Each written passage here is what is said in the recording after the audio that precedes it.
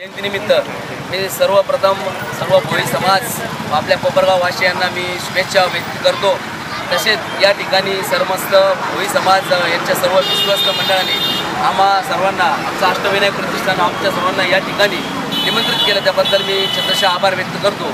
तसेच या ठिकाणी उपस्थित असलेले आमचे सर्व पत्रकार मित्र रोजी टेके साहेब, हाफिज भाई शेख, अनिल भाऊ, सुनीलजी ससानी व तसेच सर्व माझे सहकारी पत्रकार व आमचे सर्व समाज बांधव, मी सर्वप्रथम अर्जुन मोरे यांचे पण आभार व्यक्त करतो की अर्जुन आता आमचे सहकारी आमचे मार्गदर्शक रोहितजी टेके साहेब म्हटले की एक चांगला उमदा नेतृत्व तयार होत आहे।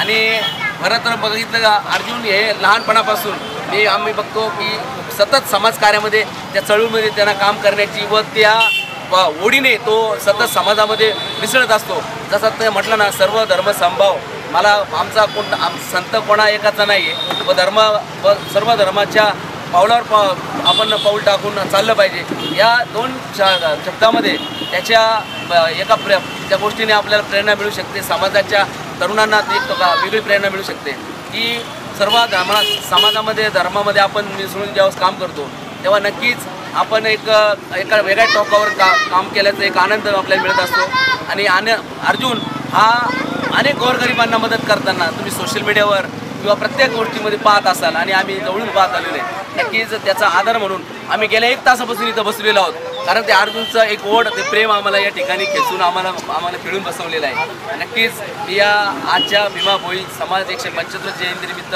अशाच पद्धतीने या प्रेरणेने कार्य व सोशल काम सामाजिक चळवळीत करत राहावं अशी मी विनंती कराल व सर्व समाजाला मी शुभेच्छा व्यक्त करतो। जय हिंद, जय महाराष्ट्र।